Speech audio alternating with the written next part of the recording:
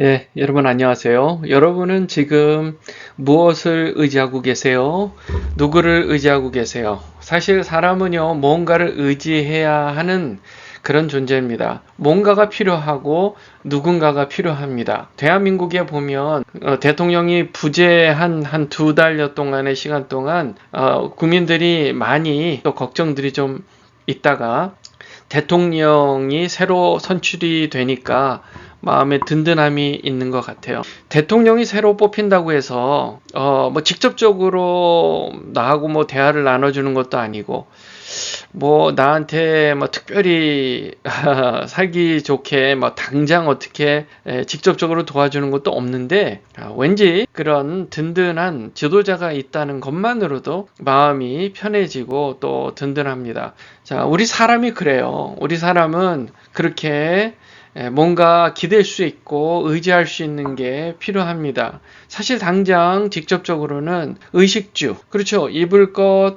또 먹을 것, 또 살아야 할 집, 자고 생활을 해야 되는 그 공간, 집들이 우리가 다 필요하잖아요. 또 그것을 가능하게 해주는 그런 직업, 돈을 벌 수 있는 것들이 필요하고 또 은행 통장에 든든하게 돈이 많이 있으면 또 마음이 편해지는 게 사실이죠. 그게 사람의 마음입니다. 우리가 연약하고 그리고 의존적 존재라는 사실을 우리가 사실 인정할 수밖에 없어요. 우리가 살아가면서 먹을 것, 입을 것, 잘 곳, 타고 다니는 자동차, 그리고 대통령, 정부, 나라, 이렇게 우리를 방어해주는, 또 안전하게 지켜주는 군대, 이런 것들이 있다는 사실이 우리한테는 대단히 안정감을 주는데 사실 그것을 공급해 주시는 궁극적인 하나님이 계시다는 사실을 우리는 믿어요. 그런데 그런 수단들이 다 수단이에요. 우상이 돼서 그것에 목숨을 건다면 그게 되게 비정상적인 것이죠. 자, 하나님께서 우리에게 베풀어 주시는 그런 삶에 필요한 요소들을 우리는 하나님의 긍휼이다라고 얘기할 수가 있습니다. 긍휼이요. 이렇게 한번 생각해 봤으면 좋겠어요. 아이가 사탕을 먹고 싶어요. 너무너무 사탕을 먹고 싶어요. 그러면 부모가 사탕을 계속 주면 이가 치아가 썩잖아요. 그리고 밥도 잘 안 먹으니까 몸이 쇠약해지잖아요. 그러니까 사탕을 안 줍니다. 그런데 이 아이가 사탕을 너무너무 좋아해요. 그래서 사탕을 달라고 해요. 그러면 딱 시간을 정해서 이 밥을 다 먹으면 하나 줄게 한다든지 그렇게 해서 항상 주는 게 아니라 또 때에 따라서 조건에 따라서 그렇게 준단 말이에요. 그것을 긍휼이라고 얘기하는 겁니다. 사랑하는 내 자녀가, 내 자식이 원하는 게 있어요. 그런데 사실 그게 그 아이한테 별로 그닥 도움은 안 돼요. 예, 되게 해가 되는 것도 아니고 궁극적으로 보면 그게 크게 도움이 되는 것은 아니에요. 그러나 그것을 주는 거예요. 허락해 주는 거예요. 그것을 긍휼이라고 하는 것입니다. 넓게 보면요. 하나님께서 우리에게 먹을 것, 입을 것, 잘 것, 수없이 많은 것들을 허락해 주셔서 육신의 삶을 살아갈 수 있도록 해주시는 것들, 이게 다 긍휼, 하나님의 긍휼이라는 것입니다. 그래서 우리의 걱정을 덜어주고 편한 마음, 영어로 peace of mind라고 해요. 마음이 편안한 거예요. 그 마음이 편안한 것을 하나님께서 공급해 주시단 말이에요. 하나님께서 우리를 마음을 편하게 해주시는 그런 분으로만 착각한다면 우리가 하나님을 잘못 이해하는 겁니다. 하나님은 우리가 섬길 뿐이지 하나님이 우리를 섬기시는 그런 존재로 우리가 생각하면요, 우린 되게 교만한 거예요. 그러니까 착각하면 안 돼요. 하나님이 우리에게 주시는 것들은 긍휼히 여기시기 때문에 주시는 것들이지, 하나님이 마치 나에게 그냥 모든 것을 다 공급해주는 뭐 비서 정도, 그리고 내가 돈을 내면 대신 뭔가를 내가 원하는 걸 주는 걸 자판기 정도, 그런 생각을 하는 것이 문제라는 겁니다. 이스라엘 백성들이요, 그 문제가 있었어요. 에스겔서 17장의 1절부터 12절까지, 오늘 이 본문 바로 전 구절들인데요.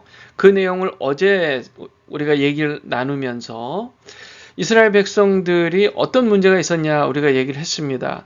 뭐냐면 하나님께서 그 백성들이 이제 바벨론에 의해 침략을 당하고 바벨론이 왕을 잡아갔잖아요. 그러면서 자기들이 원하는 왕을 대신 세워놨어요. 유다 땅에 세워놨습니다. 언약을 맺죠. 바벨론과 이 이스라엘 유다가 언약을 맺습니다. 뭐냐면 잘 조공을 바치고 바벨론에 대해서 잘 섬기면 문제없이 우리가 잘 지켜줄 거다. 유다 왕이요. 애굽하고 손을 잡은 거예요. 비밀리에. 그러니까 어떻게 된 거예요? 그 언약이 깨져버린 거잖아요. 지금 그 얘기를 13절부터 하고 있는데 보세요. 그 왕족 중에서 하나를 택하여 언약을 세우고 그에게 맹세하게 하고 또 그 땅에 능한 자들을 옮겨갔나니 포로로 잡아갔어요. 이는 나라를 낮추어 스스로 서지 못하고 나라가 완전히 스스로 서지 못하는 상태가 되어버렸죠. 그 언약을 지켜야 능히 서게 하려 하였음 이거를 그러니까 결국 바벨론의 도움을 받아야만 되는 상황이 된 겁니다. 그가 사절을 애굽에 보내 말과 군대를 구함으로 바벨론 왕을 배반하였으니 형통하겠느냐. 그렇죠. 애굽에 사람을 보내가지고 이렇게 군대를 구했단 말이에요. 바벨론 왕을 배반했어요. 그러니까 형통하겠냐는 거예요. 이거 하나님께서 지금 얘기하시는 거예요. 이런 일을 행한 자가 피하겠느냐, 언약을 배반하고야 피하겠느냐라고 지금 얘기를 하고 있는 것입니다. 언뜻 보면 바벨론은 하나님을 섬기지 않는 악한 나라인데도 불구하고 하나님은 그 바벨론과의 맺은 언약을 유다가 지켜야지. 지키지 않으면 당연히 바벨론으로부터 공격을 받고 패망하게 되잖아. 이 얘기를 지금 하고 계시는 거예요. 16절에 주 여호와의 말씀이니라 내가 나의 삶을 두고 맹세하노니 바벨론 왕이 그를 왕으로 세웠거늘 그가 맹세를 저버리고 언약을 배반하였은즉 그 왕이 거주하는 곳 바벨론에서 왕과 함께 있다가 죽을 것이라. 그러니까 지금 현재의 왕도 잡아갈 것이다. 거기서 죽을 것이다. 그렇게 얘기를 하는 거예요. 이거 앞으로 일어날 일인데 역사적으로 보면 이 하나님께서 이 얘기를 에스겔 선지자를 통해 선포하게 한 후 얼마 후에 실제로 유다가 바벨론에 의해 멸망하게 됩니다. 왕도 이제 잡혀가게 되는 포로로 그렇게 되는 상황이 되죠. 17절에요. 대적이 토성을 쌓고 사다리를 세우고 많은 사람을 멸절하려 할 때에 바로가 그 큰 군대, 바로가 누구예요? 애굽의 왕이죠. 그 큰 군대와 많은 무리로도 그 전쟁에 그를 도와주지 못하리라. 바벨론이 쳐들어와서 완전히 유다를 쳐부순다 해도 바로가 애굽이 와서 그를 막을 수는 없다는 겁니다. 18절 그가 이미 손을 내밀어 언약하였거늘 맹세를 업신여겨 언약을 배반하고 이 모든 일을 행하였으니 피하지 못하리라. 이 국방력이 약했던 유다는 바벨론에 의해서 공격을 당해서 일종의 식민지 나라가 됐단 말이에요. 식민지 나라가 됐어요. 그러니까 자기들이 원해서 자기들이 뽑은 왕이 된 게 아니라 누가 뽑은 거예요? 바벨론이 뽑아놓은 왕이 된 거예요. 그러니까 이 백성들이 별로 지금 원하지 않는 거예요. 이게 안 되겠다. 우리 이러고 있다가는 저 바벨론에게 결국 다 잡아먹히겠다 하고 불안한 마음이 생긴 겁니다. 그러니까 나름 생각해낸 게 그 주변 국가 중에 바벨론을 싸워서 이겨줄 만한 나라를 생각한 게 애굽인 거예요. 애굽의 바로 왕을 찾아간 거예요. 그래서 바로가 도와주려고 한 거예요. 그것을 바벨론이 그것을 알아버린 거예요. 그러므로 19절 주 여호와의 말씀이니라 내가 나의 삶을 두고 맹세하노니 그가 내 맹세를 업신여기고 내 언약을 배반하였은즉 내가 그 죄를 그 머리에 돌리되. 언뜻 보면 바벨론이 점령하고 있는 게 악해 보이지만 그것도 하나님께서 행하신 일이라는 거예요. 우리가 우리의 삶을 살아갈 때요, 나의 상식으로 내 생각으로 판단하기보다는 하나님께서 지금 무엇을 원하시는지를 볼 줄 알아야 합니다. 20절 그 위에 내 그물을 치며 내 올무에 걸리게 하여 끌고 바벨론으로 가서 나를 반역한 그 반역을 거기에서 심판할지며.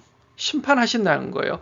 그것을 반역이라고 얘기하신 겁니다. 21절 그 모든 군대에서 도망한 자들은 다 칼에 엎드러질 것이요 그 남은 자는 사방으로 흩어지리니 나 여호와가 이것을 말한 줄을 너희가 알리라. 주 여호와께서 이같이 말씀하시되 내가 백향목 꼭대기에서 높은 가지를 꺾어다가 심으리라.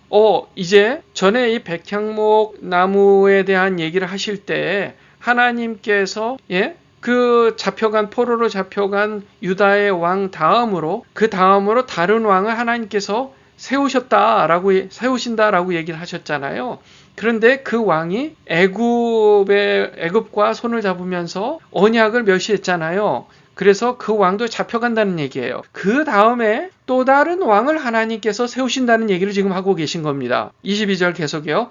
내가 그 높은 세 가지 끝에서 연한 가지를 꺾어 높고 우뚝 솟은 산에 심되.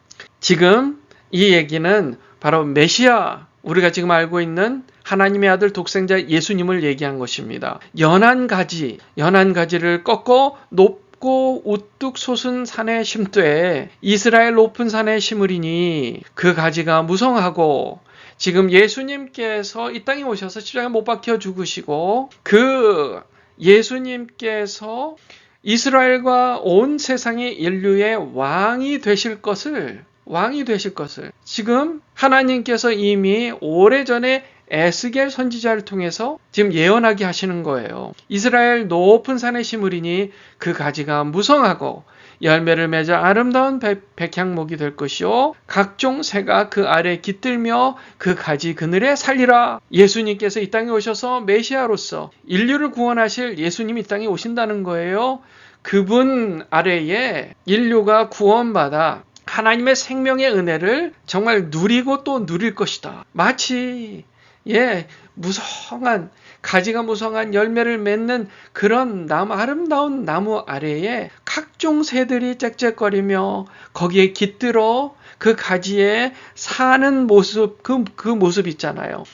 그처럼 예수 그리스도 왕 대신, 이 우주 만물의 왕 대신 예수 그리스도께서 그분이 우리의 백향목이 되실 것이며 우리는 그 아래 깃들어 사는 새처럼 생명의 은혜를 누리며 살 것이다. 그 얘기를 지금 에스겔 선지자를 통해 예언하고 계신 거예요. 24절 들의 모든 나무가 나 여호와는 높은 나무를 낮추고 낮은 나무를 높이며 푸른 나무를 말리고 마른 나무를 무성하게 하는 줄을 알리라. 나 여호와는 말하고 이루느니라 라고 하나님께서 단단히 말씀하고 계시는 겁니다. 자, 이 말씀하신 이유가 뭘까요? 사람은 언약을 맺고 약속을 맺고 계약을 해도 그 상황에 따라 그것을 왜곡하고 바꾸고 어기려고 하는 그런 악한 마음이 있단 말이에요. 그러니 우리가 그런 마음으로 하나님을 봤을 때 하나님도 마치 약속하시고 약속을 안 지킬 것 같이 안 믿는 그런 불신앙이 있을 수 있잖아요. 하나님께서 단단하게 지금 말씀하시는 게 나는 말하고 그것을 이룬다라는 얘기로 도장을 꽝 찍고 계시는 겁니다. 그 결과 어떻게 됐어요? 예수님께서 이 땅에 오셔서 하나님 아들로서 메시아로서 이 우주 만물을 구원하실 구원자로서 이 땅에 오셔서 십자가에 못 박혀 죽으시고 부활하셨잖아요. 그러므로 믿는 자마다 멸망하지 않고 구원을 받게 하셨단 말이죠. 그러니 우리가 정말 하나님의 긍휼 가운데 수없이 많은 것들을 누리며 살지만 진정으로 우리가 의지해야 할 우리의 왕은 예수님이라는 사실입니다.